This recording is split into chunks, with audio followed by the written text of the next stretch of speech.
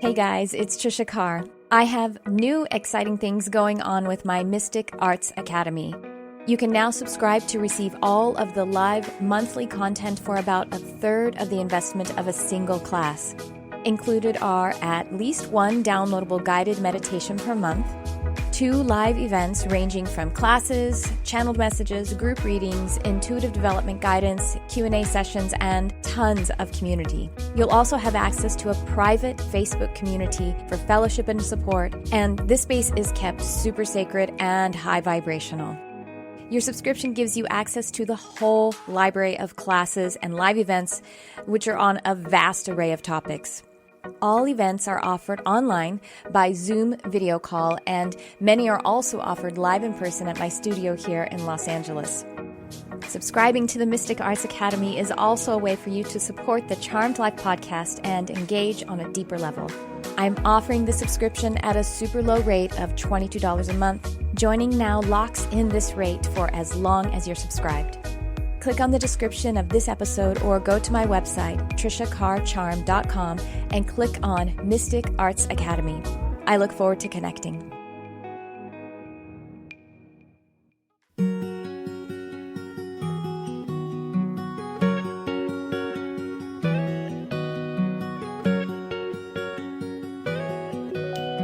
Welcome to Charmed Life, a multimedia podcast discussing spirituality, magic, and the unconditional love of the universe. Thanks for tuning in. And I am your host, Tricia Carr. Welcome to this episode. And for those of you who are watching the video portion of this, I have to address the unicorn in the room because she is me. It is just about Halloween, and we're actually having a Halloween party here at my studio. Outside of this room, there's many different businesses, post-production house. The whole business is actually called Aura, even though it's a post-production studio. And then here I am in the middle of it as well. And so I'm dressed like a unicorn for Halloween, and I wanted to share with you guys this costume that I have on. But I think it's actually how I really feel. It's my inner unicorn coming right out. And so anyway, this episode is going to be featuring part 2 of my interview with Elizabeth April. If you didn't hear the part 1, it was a couple of episodes ago. And Elizabeth April is a teacher. She is an intuitive. She's an international psychic. And in the previous episode, the clip was her sharing her past life experience, which provoked a spiritual awakening. And in this episode, I'm going to be playing the portion of the interview in which she shares her alien abduction. Ooh, I thought it would be really fun. Kind of a spooky topic for Halloween, but it all works out really great. Obviously, she's here. She's a luminous being. It's all a part of the evolutionary process. And it's really interesting. I'm going to let her tell you the story, and I will see you on the other side.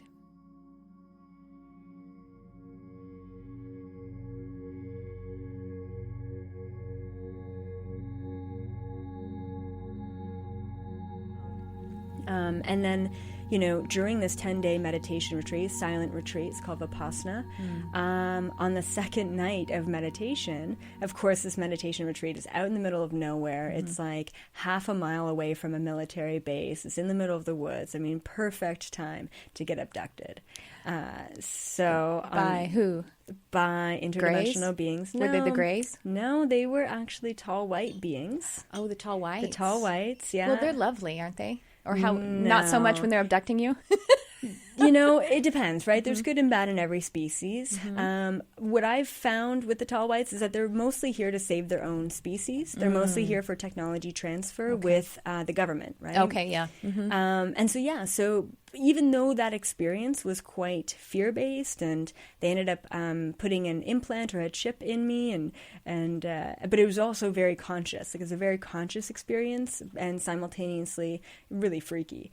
Were you like bodily abducted and then returned to the same time? Mm-hmm. So that you weren't missing in the physical reality for people. Yeah, I was taken about, I think it was around 3 a.m. in the morning, because when I got back to my bed, it was around 3:30. And so no one knew that I was missing. And also, it's a silent retreat. So, I mean, who am I going to tell? Right? Like, you know. So yeah, but it's good, and I'm so glad that I stayed as well, because Vipassana is also something that I've done in many, many lifetimes to get myself to a state of that molecular, vibrational flow. But that really awakened me. That was my second major awakening after the past life regression to, wow, not only have we been other people in past lifetimes and plants and animals, because I've gone into those lives as well, but we've also been these interdimensional beings off of this planet, right? They do exist. They are here. And then I started waking up to the fact that we are them. And so you're going to have to tell us what you remember from being abducted, though, right? Can you? Or did they wipe the memory? Do you know what happened? Oh, it was so clear. Yeah, okay. yeah. I mean, I've got a lot of other experiences that are really cool, but this one in particular, they took me from my bed. I mean, I specifically remember so many details. I remember this huge white face kind of hanging over me, and I think they sprayed me with some sort of what was it? Like, it kind of like paralyzed my body. So I wasn't able to say or speak or yell or anything like that. But I was awake. Like, my eyes were open. I could see everything. They took me from my bed. There was 3 of them. One was on my right leg, and then there was one on my hanging onto my left arm, and then one on my right arm. And then I specifically remember looking down and seeing my left leg dangling, to the point where I even had only one pink sock on, which was on my left foot, right? So, I mean, it was so specific. They took me out into the hall of this meditation center where I was sleeping. So they dragged me out of my bed, took me out into the hall, and then I don't know how we got up to their ship, but in the next moment I was sitting in this metal chair, and in front of me there was probably like 6 tall white beings. This is the first time I ever really consciously got exposed to aliens.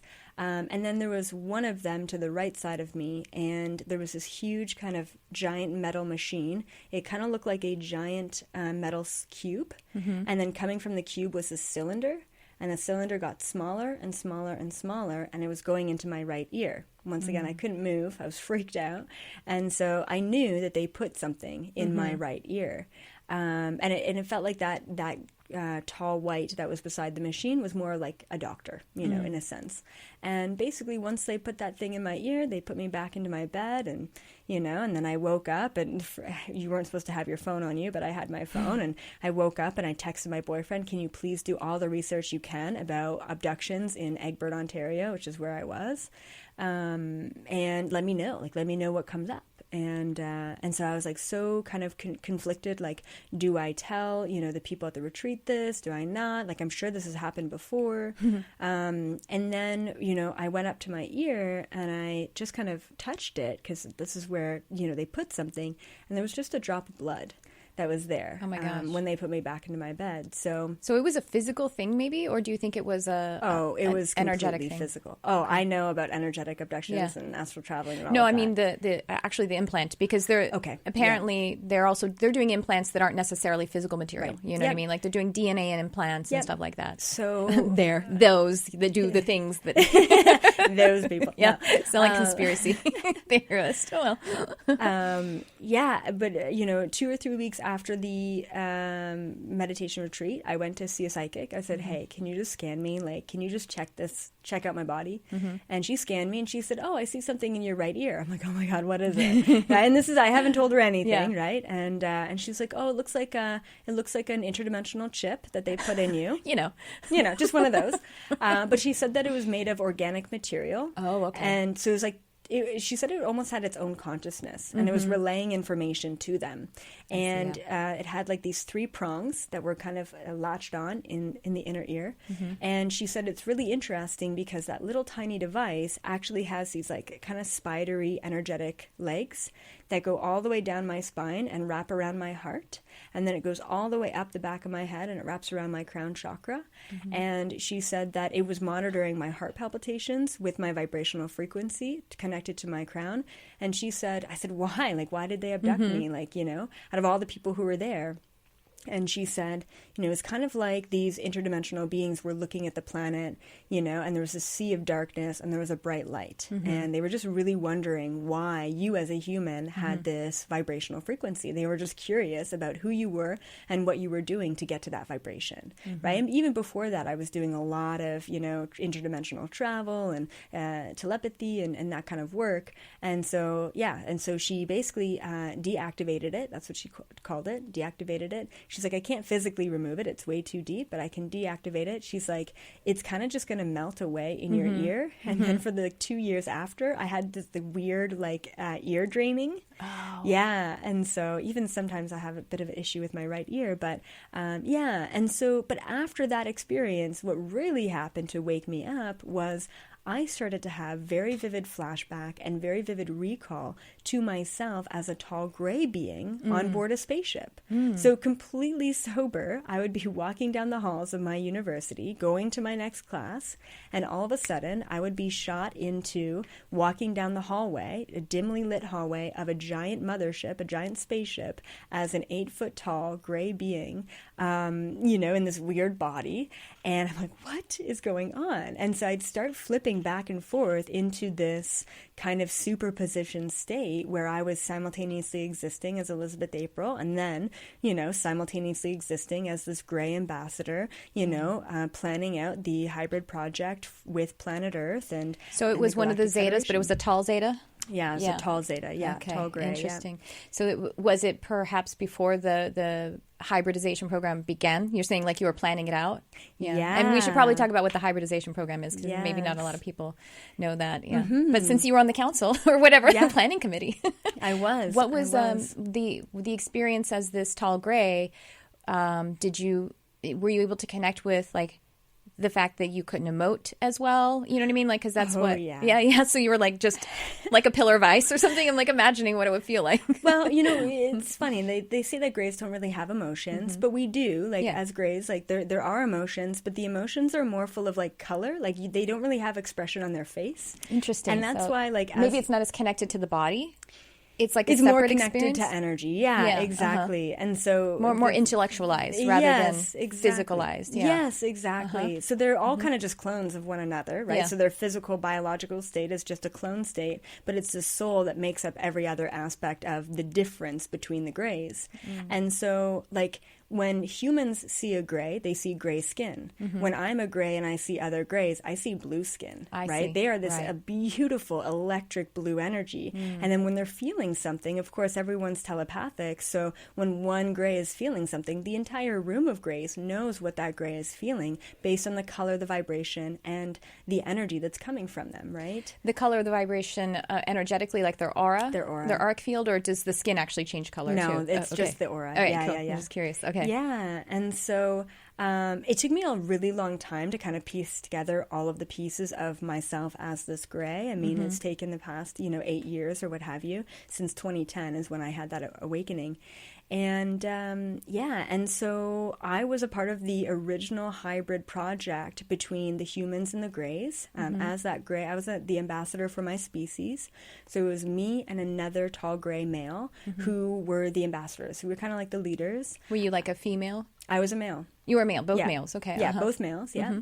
And it was beautiful because within the grays, you don't get chosen to be the ambassador or the leader through rank. So it's not bloodline, it's not who you're born into, it's actually just a test that they give you.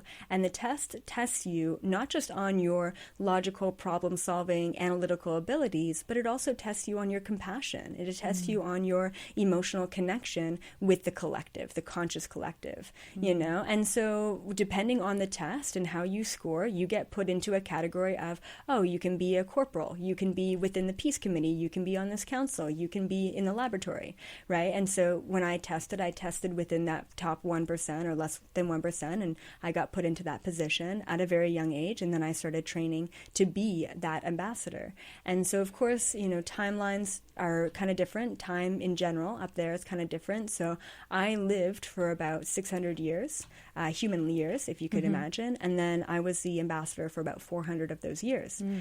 What started the hybrid project for me was, and I didn't realize this until very in the past couple years, my son, so Greys do have children, but usually it's just the clones, and then they get put into kind of a room where everyone's raised, very similar and put into school right away. So the whole family dynamic within the Greys there isn't really a family dynamic. But me, as the ambassador, as this male, I really wanted that family dynamic. So I had, a wife, you could say. I had a female companion. Yeah, exactly.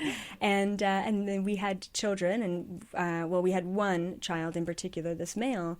And he ended up dying at a very young age, and that really really pained me. It's a synchronicity again. Yeah. In meditation this morning, I was connecting with Mother Mary. Okay. Which is interesting because you're raised Catholic. Yeah. And I don't necessarily connect with her a lot, but for some reason I was connecting with her upon my son. I don't have children. Okay. I don't have human children. My son died. I live as a mother without her son anymore. My son died. And I was like, why? Wow. So I don't know. I just had to throw that in there. So this is again, you know what I mean? I didn't really necessarily this morning set the intention to start opening the session like I do with clients, but it just does anyway. So anyway, go ahead. So your son passed. Yeah. And I just did all of the study. I did all of the research. I went to the laboratory. I studied the genome and the biology of his body to see why. Why wasn't he able? We gave him everything that he could possibly ever need to exist in a healthy capacity. And it was because the Greys have genetically modified their DNA to such an extent that their DNA, their genome, can no longer hold that form anymore.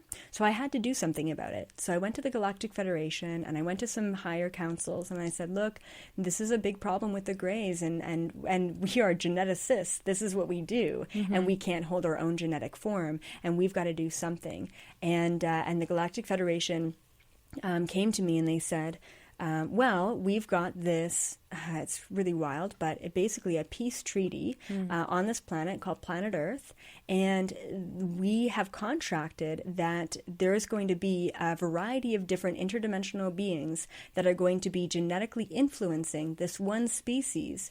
And if we have all of the low vibrational beings in the universe and all of the high vibrational beings in the universe come together and actually input and create this child between these two different varieties, then that's the living, breathing, walking peace treaty. There's been a lot of other peace treaties in the universe because light and dark has always existed. Low vibration, high vibration has always existed.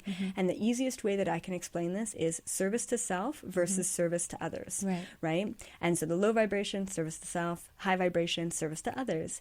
And so there's been a lot of written contracts, peace treaties. The Galactic Federation has tried again and again and again to try and kind of put these beings together just to kind of say, hey, can we just all get along in the universe? It's a big place, let's just get along. And every single time there's been someone on the other side, especially the Draconians and the Anunnaki, who have basically been so service to self that they, override the peace treaty contracts. So our end goal, the main thing that we're kind of working on now is this living, breathing, walking peace treaty being the human beings. If we can have reptilian, if we can have Anunnaki, if we can have Palladian, if we can have angelic, and if we can have gray DNA all put together into one being, then we are the children of all of those species, not just one or the other. Therefore, if we can do it, if we can all get along, then we have officially, created that peace contract. And, the reptilians are going to agree, along with the Anunnaki, along with the Palladians, along with the Greys, because we're all here together. This is the ultimate kind of goal. And so in understanding that, I was really on board with that. It was kind of a prophecy, to be honest, in the universe that this species was to be created. And when I started channeling, that's one of my biggest questions is, why here, why us, why now? We're this lowly third dimension species, and yet we have all of these extremely high, extremely powerful interdimensional beings who are all interested in this anthill of a planet. What's going on? Why are we so special? Why are we so important? And why now? And that's kind of that peace treaty explanation is what got explained to me from the Galactic Federation. and then as that gray, and I was that gray about 500,000 years ago. So if you can imagine, that's like Homo erectus, Homo sapien, Neanderthal type of timeline. That hybrid. I was thinking of the hybrid program that occurred, that was said to have occurred between the 90s and the early and the mid 2000 or the teens or something like that. So we're talking about the original seeding. Okay, so then that makes a lot of sense. And now you know, being on this planet as a human, I'm relaying information to the grays about the next evolutionary step within the human beings, which is that next hybrid project, which is the Ascension. Right? Yeah. And now we're moving into much more of a hybrid species, which is, instead of taking all of those species and moving forward with that, even though we do have human Palladian hybrids and those kind of things, we're really moving into this Ascension era, which is basically half human, half gray, combined together and this is kind of where we've always been evolving to, is this point where we're half gray, half human, which means we have the sex organs, which grays don't have, so we can procreate naturally, but we also have an IQ of like 250, you know, because we've got the gray intelligence, and then we've also got the emotional intelligence with the humans, but not the fight or flight as the reptilian brain, you know. So we've got basically all the best parts of the humans and all the best parts of the grays, you know, combined together. And so I speak with the Ascension all the time up on those beautiful motherships, and they're all getting trained. And I think there's about 3 generations of Ascension at this point. And the older generations, they're so sick and tired. They're like, I don't want to go to planet Earth. Are you kidding me? Like, what? It's just like, well, you just think about the waves of children that we've had here on the planet, and the indigos had such a hard time, and they're like, oh, it's so exhausting, because they had to work so hard and get nowhere. And a lot of the indigos actually, I mean, there was a pretty high suicide rate, I think, for the indigos, or early deaths or something like that, because they just couldn't. You know what I mean? It was such a hard way to forge the path. They had to blaze so hard, and then, you know, for the crystals and the rainbows, it got a little bit easier. Not easy, but, you know, it's still hard. Yeah. But totally. So the Ascension, so you said about 3 generations the Ascension have, and the okay, let's backtrack. I'm just feeling into the audience. I'm like, who, the whats, and the who's? Okay, so we are talking about the seeding, the original seeding. So we, this race of humans, are not the original race of hominid on this planet. And so you were saying like Neanderthal and everything, and as I experience it, is that like the Sasquatch that is called a cryptid or a cryptozoological being, or maybe something that is mythical, is actually a good representation, if not the representation, of what the original hominid was. And so they used that human or that genetic material with all of these other ET, interdimensional races or beings to seed us. And so that included, do you know, I mean, is there a limitation that you know about? It's reptilian, Pleiadian, also angelic, so like archangelic, And then what else did you say? And then Anunnaki as well, and then gray, for sure. So those are the 5 that I know about and that I've really kind of dove into. But I also think, like, what about Andromedan and Arcturian and maybe maybe a drop? Maybe some of those. Arcturian is almost like they're almost too high vibrational to even be able to mix with us, in a sense. But there's Yael too. I think they're too high. There's not a close enough. And so it's really cool because they all combined their DNA way back in the day with humans. And then if you stuck to that bloodline, right? I mean, we hear about the reptilian bloodlines or the royal bloodlines all the time sticking together, right? And that's all for a reason. But it's really cool because I can kind of walk around this planet looking at people saying, oh, you have more Palladian DNA. And I can look at you and say, you have a lot of Palladian DNA. Do you mean me literally? You, literally, yes. I know. Palladian angelic, you have a lot of that, you know? Oh my gosh, my mentor just told me the other day that she's like, yeah, you clearly are angelic or something like that. Yeah. That's interesting. And Pleiadians, or actually Lyrans too. Lyrans were kind of the first ones that I wasn't even like as being open or even starting to awaken to that. And I had these synchronicities that introduced me to a lion person guide. And it was just like, I'm in meditation and I see some whatever. And then he told me his name was Leon. And then there was like for whatever reason, YouTube just started playing a video like all this, and then it started to open up. But that's Lyra is actually in the Pleiades too. Yes. So that's interesting. Thank you for validation, right? Yeah, sure. Yeah. And so science will also tell us that we have only unlocked about 10% of our DNA. Oh, don't worry about the other 90% DNA. That's junk. That's junk DNA. You don't want to worry about that. What? We have 90% DNA within us that is apparently dormant, that they won't even tell us what it is because it's junk DNA? Right, Are you kidding me? Well, I truly believe that 90% DNA has a lot to do with our ancestral roots. For me, as I started to understand this, so I came about it kind of in my own meditation and my own journeying practice without doing the research in communities, because I just wasn't, they weren't showing it to me that way. I wasn't being open to it. And then that came afterward. And I guess that's kind of how I have to do things a lot of times in order for me to sort of more quickly believe it, I guess, quickly be awakened to it. Because if I receive it outside, then I'll be like, I was just influenced. You know what I mean? Yeah. So I remember asking, because my thing is animals and nature. I say teacher of nature and spirit, and because as above so below. And I usually learn, and I probably have learned more from connecting telepathically and telepathically with animals and nature, like trees and stuff like that, as I would, or maybe it's like the connecting with Archangel Michael, which I do that as well.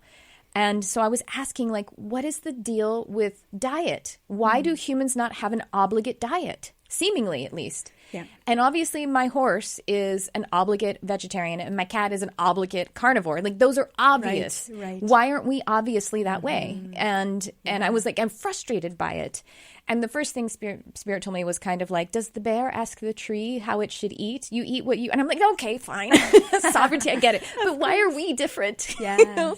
And that was what came about. Is like, well, you're not native here, and you have many different inputs. And so maybe the Pleiadians are, if they eat still, then maybe they're obligate vegetarians, and maybe some others are obligate reptilians are obligate carnivores, probably, right? Yeah, absolutely. What about the Greys? Do they eat still? So the Greys in their Grey form, no, they don't eat. It's really cool. The one time I asked, I'm like, how do you guys survive? Like, how do you guys eat? Show me the day in the life, And it's about once a week, roughly. They'll put this like really gross looking green paste. Like, it's so dark green that it's like almost black. Yeah. And they just rub this green paste into their skin. And then they sit in this bed with these lights over top, kind of looking like a tanning bed. Yeah. And the nutrients, it's the green paste is all the nutrients they ever need, gets baked into their skin, and they're good for another week. So there's no digestion. And that's why I came to this plan. I'm like, what food? What? Yeah. I have to eat? I have to eat like so often throughout the day? Like, and I forget. High maintenance. And it's ridiculous because food is so hard for me to stay on. I mean, at the end of the day, I'm all about it because I'm done with my work. Same. But like, I think we were talking before we actually got on how much, I don't remember if it was on the session or if it was before, how much physical energy burns and how many more calories I need when I'm channeling, doing reading or anything or teaching. Yeah.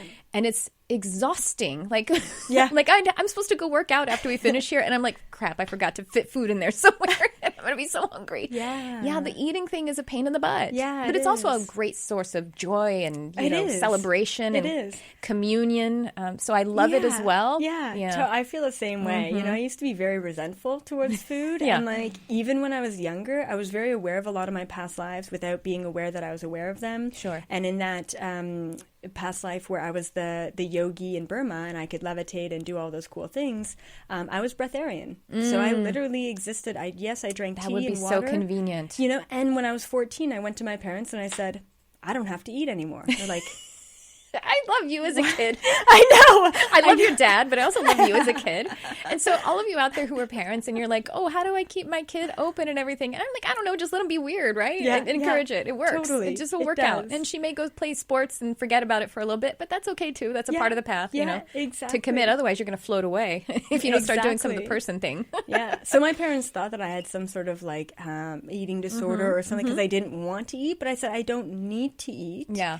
And then it was a big thing, and I'm like, fine, I'll eat. It's cool, whatever. But, even now, if I do the sun gazing and I focus on my breath, I could do that. I feel very nourished. So as the thing about it being communion, eating being communion, and everything, the breath is just as communal and communion-oriented, and then the sun gazing. So, but at the same time, being human, right? So it's so convenient not having to think about what to eat and to cook and to then excrete all of the things that you ate. You know, it's such a huge process that we don't need to go through.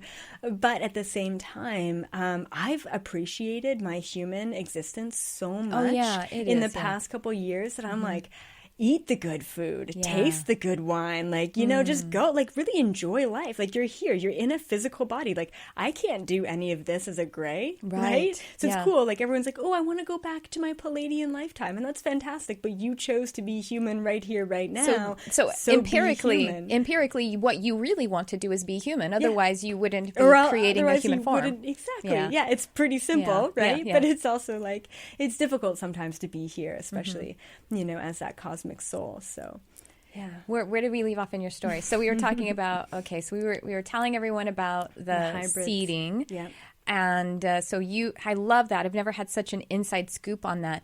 And then with so what about the hybrid program that occurred in the 90s and 2000s, and the theory being that some of those hybrid children are going to come here to help us to ease into first contact. Tell me about that. What do you have about that? Okay. So cool. Oh my goodness. Okay. So tell us about the purpose and the interest and everything. And then we're going to get to all of the other stuff about what you guys can do with all of this information. And how it's applicable. Ego death and everything. But what is the information like? Why did that second hybrid program happen? So once again, I mean, humans are looking for that next evolutionary step. Grays are looking for the next evolutionary step. And of course, in a parallel reality, the Ascension are already thriving. They're already out there. They've already left this planet, you know? So, I mean, the future's already happening.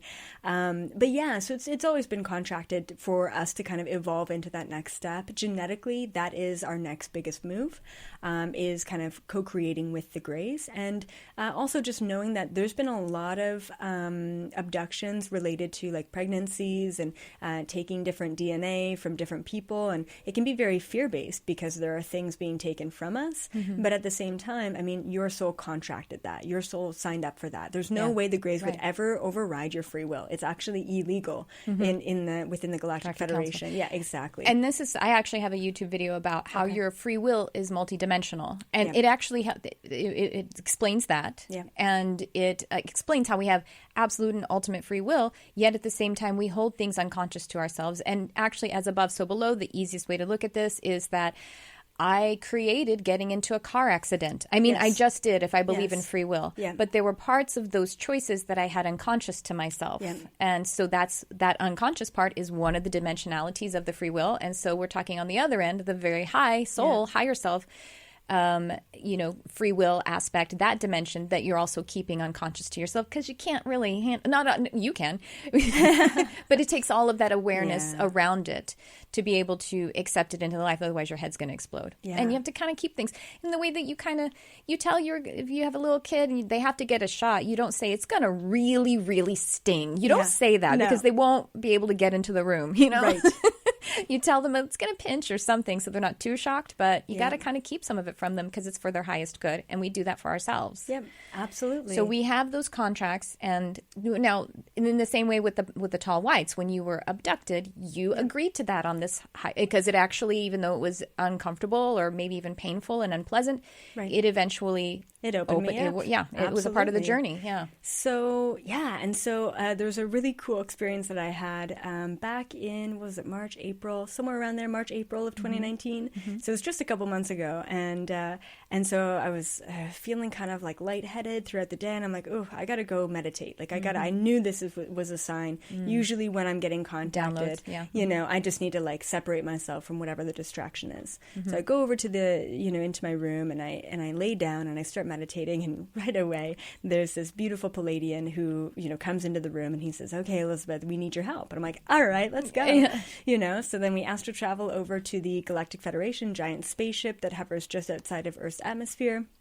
And I pop into this room full of council members. This is a new council that I got introduced to. A lot of very old, ancient, odd-looking Greys, right? So Greys, but with all different kind of head shapes and skin colors, and and they all look, some have inverted knees. It's kind of weird. Yeah, it's gross. But they're all nice. They're good guys. And so they said, so they bring me in. Obviously, I'm Elizabeth April, 27, whatever. But they bring me in, and they want to talk to Hira, right? So they wanted to kind of talk to both of us. Who's to Hira? Hira's my tall gray ambassador. Oh, okay, got it. Yeah, that's his name, Hira. Okay. So when they bring me in, they also bring in the knowledge and ancient wisdom of Hira as that tall gray ambassador who began the hybrid project. Right, okay. So they told me, they said, we're having an issue with the hybrid children. We're having an issue with these Asasani. And I said, what's the issue?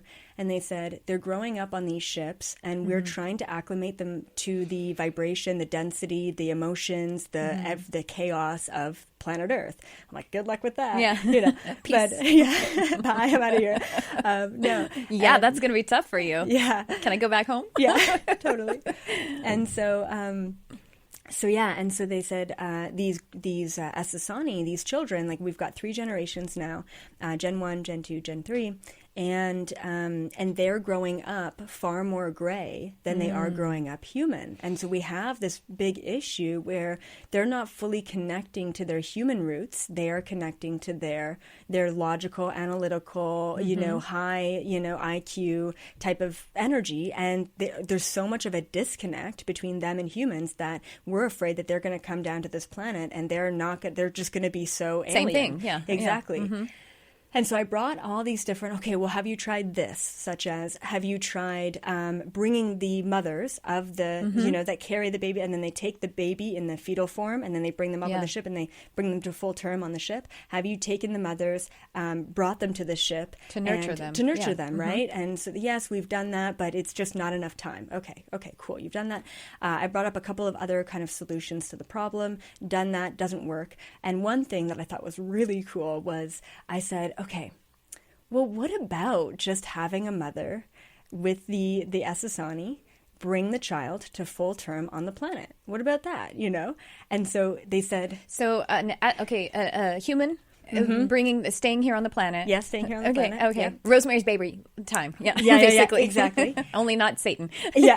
And then getting the genetic, implants with the gray DNA into the child, right? So, and would she consciously know that? Consciously agree to it, or not consciously? Okay. No, very high vibrational mother though. Sure. Yeah. So this is what they showed me. Oh my gosh, it's the Mother Mary thing that I was just talking about again. Yeah, but a full circle, right? Now she's having the child. And so they said, okay, take a look at this timeline. That's the whole story which makes a lot of sense. That's the whole story that's in the Bible about the virgin birth, which doesn't mean she literally was a virgin, but it was sure is. An alien seed or something, I guess? Truly believe that that Jesus was really a man, but he was interdimensional. Totally. He was more Palladian than anything. He was this Palladian messenger. Yeah. Totally. And so, so same kind of thing, right? So they would, but this woman would have a husband, and they were trying for a baby. So they contracted this Asasani to come through. So they actually showed me the whole timeline of bringing this child to this planet in 2019, 2020. And this is what they showed me, okay? So how long ago was this? So this was like back in March, April. Oh, okay. That they showed me this. Yeah, okay. They showed me this. Because we were trying to find these solutions, right? I'm like, why don't you just have the child here? And then they really grow up with the whole human embodiment. And so they showed me the time. They're like, okay, cool, Elizabeth, this is what's going to happen, right? And so they showed me this. It was like to the point where like I saw this beautiful mother and her and they were young and first child, and so they have this baby boy, right? And looks all good in the womb when they're doing the ultrasound and all that. Then she has the child in the hospital. The doctor's like, okay, he's got all of his fingers and toes, and he's got a weird shaped head. Weird shaped head, his skin's a little like weird. Palish, gray, but whatever, right? But it's a beautiful eye, little face, huge so eyes. Cute, so cute. And so, no hair, because the Asasani males have no hair. This one has hair. Oh, he does. They worked a lot on the hair. They had issues with the hair. Okay. Yeah, it was tough to get the hair on the head, right? But they did. They managed. Both males and females have hair now. Okay. Oh, interesting. On the hair. Yeah. Okay. Cool. The new generation. Like the third one, the most recent. Yeah, exactly. Okay. Yeah. So anyway, this beautiful baby boy was born. The doctor's like, well, he's crying, he's doing all the things, but he's a little bit weird. We're going to love him no matter what. And so the parents take him home. So beautiful. They nurture him. Yeah, he grew up. He looked a little bit different, right? It looked like he had some sort of something going on, but he was fully functional, like reading by the age of 6 months, like crazy stuff, right? Yeah. Very intelligent. They loved him so much. They didn't have any other children. It was just him. And it was good. He had a great upbringing, very accepted by his community, by his family, by even the outer family. And then it wasn't until he got into school, okay, so I don't know how old, 4 or 5, somewhere around there, junior kindergarten, something like that. And he was really bullied. He was really made fun of by the other kids, but he was super smart, and he wanted to fit in, but he didn't know how. And, he was in all of the special programs, and they could have advanced him 5 grades, but they didn't. And then the one time on the playground, he started levitating things with his mind because he wanted to fit in, because he wanted to be cool, right? Yeah. And so he's like, hey, look at this. And he takes this basketball, and he levitates it, and he throws it into the net, just with his mind, right? And all the kids are like, oh, yeah, that's so cool, right? And all of a sudden he's starting to be accepted, and he's starting to feel like he fits in. So what happens? He gets abducted by the government, and of course, I know. Bingo. Right. So within a matter of 2 weeks, all the kids from his class go to their parents, say, oh my God, guess what little Johnny did today? And all the parents call up the school calls up, and then it just gets out of there. And then within 2 weeks, the child is taken by the government, and the family is destroyed, and he gets put into a laboratory for the rest of his life. And then the council comes back to me after they show me that. I mean, they showed me that. It took me 2 seconds to go through 5 years of this kid's life.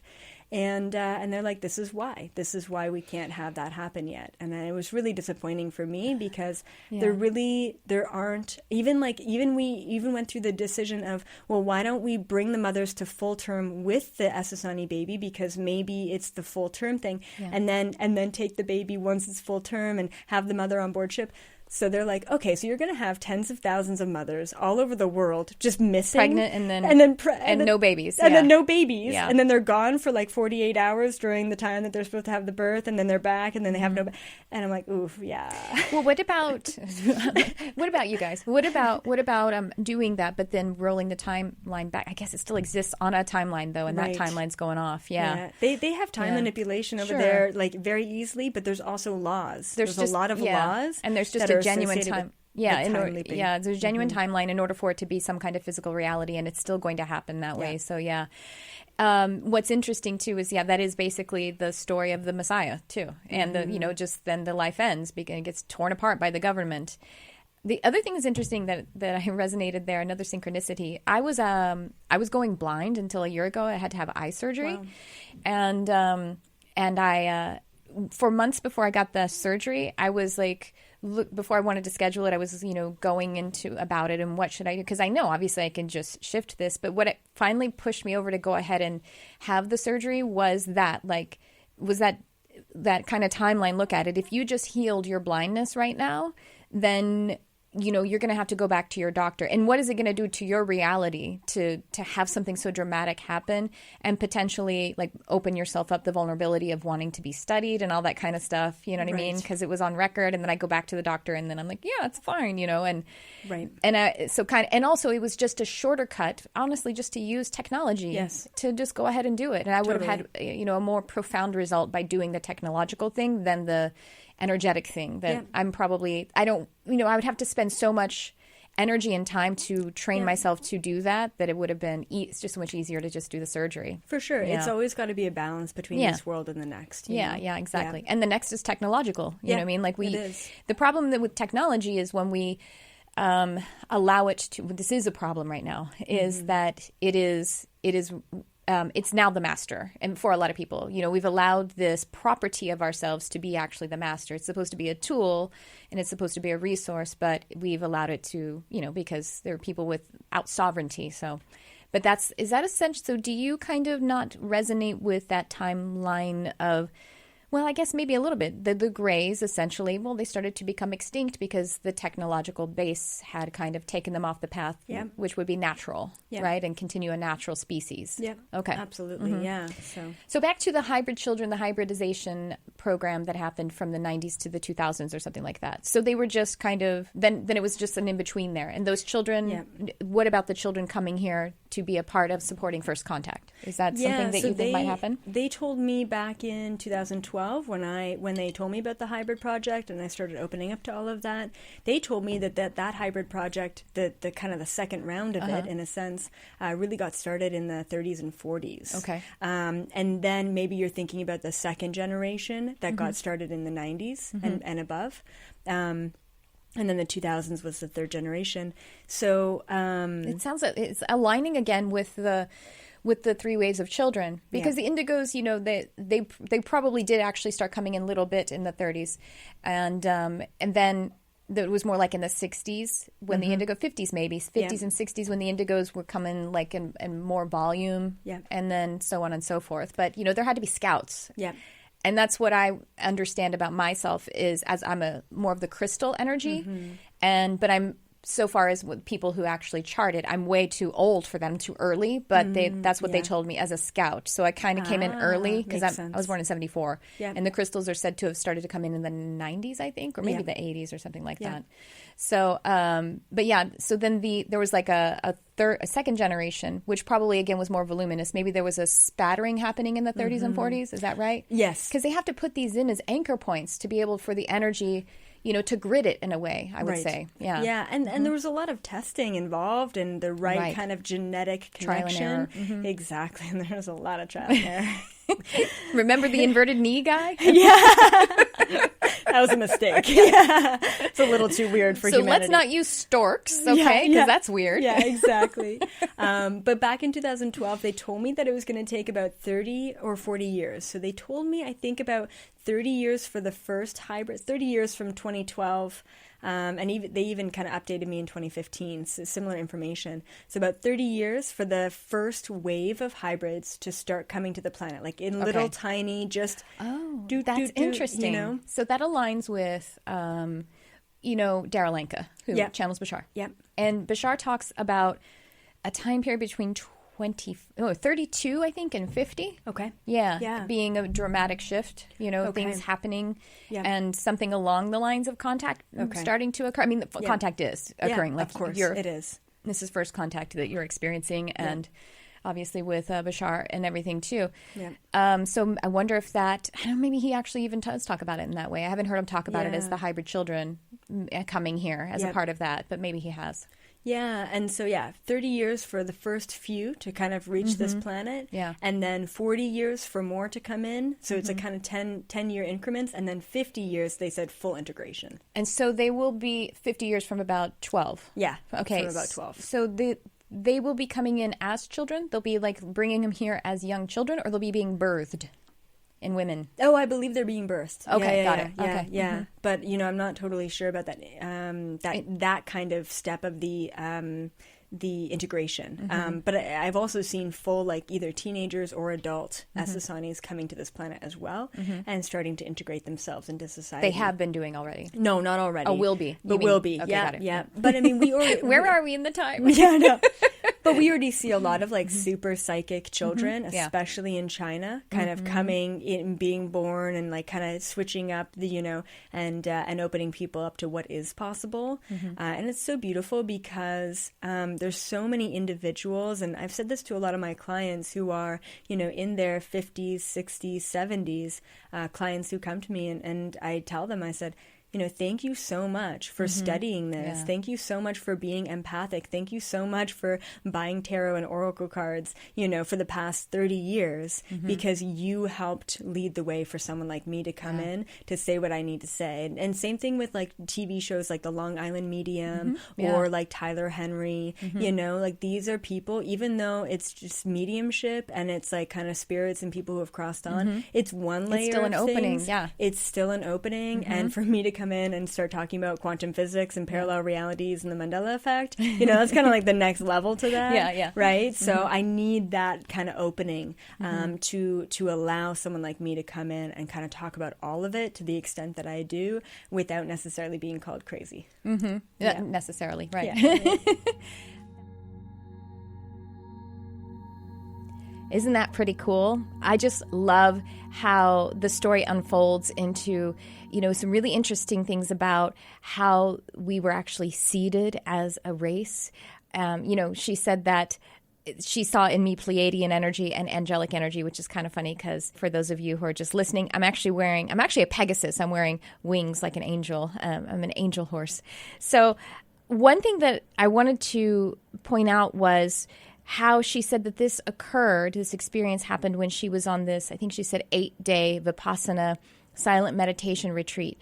And I actually had a couple of other synchronicities happen around the time that we did this interview, where 2 other times something was mentioned about a prolonged silent meditation experience and then a visitation from some kind of ETs or some kind of cosmic beings. One I'll save for another time, but one I will share with you a bit cryptically. A teacher of mine was saying that he was on this day-long meditation, totally silent, completely in meditation all day long. And then that evening when he was sleeping and he was like away, he was on a trip or something, and so he was sharing a room with a friend, and he awoke to this feeling that there was like a UFO over the building and that he was being scanned.